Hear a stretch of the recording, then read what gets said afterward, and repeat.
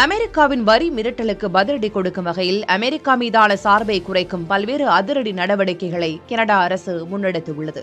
Trump அமெரிக்க அதிபராக பொறுப்பேற்றதும் பல்வேறு அதிரடி நடவடிக்கைகளை எடுத்து வருகிறார்.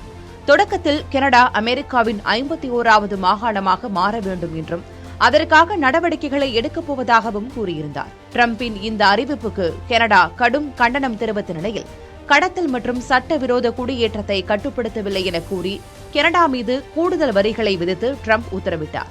இது இரு நாடுகளிடையே பதற்றத்தை அதிகரித்தது. கனடா தனது ஏற்றுமதியில் சுமார் 75 விழுக்காட்டை அமெரிக்காவிற்கே ஏற்றுமதி செய்யும் நிலையில் இந்த வரி விதிப்புகள் கனடாவின் பொருளாதாரத்துக்கு மிகப்பெரிய அடியாக அமைந்தது.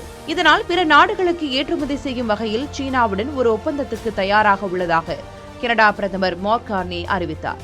ஆனால் கனடா சீனாவுடன் வர்த்தக ஒப்பந்தம் மேற்கொண்டால் கனடாவிலிருந்து இறக்குமதி செய்யப்படும் அனைத்து பொருட்கள் மீதும் 100 விழுக்காடு வரி விதிக்கப்படும் என்று அமெரிக்க அதிபர் டிரம்ப் எச்சரித்துள்ளார். இதற்கு பதிலடி கொடுத்துள்ள மார்க் கார்னி, கனடா மக்களிடம் உங்கள் ஒவ்வொரு டாலரையும் கனடா நாட்டு வணிகங்களுக்கும் தொழிலாளர்களுக்கும் ஆதரவாக செலவிடுங்கள் என்று கூறினார். அதேபோல சீன எலக்ட்ரிக் வாகனங்கள் மீதான வரியை கனடா குறைத்திருக்கும் நிலையில் பதிலுக்கு கனடாவின் விவசாய பொருட்கள் மீதான வரியை சீனா குறைத்திருக்கிறது.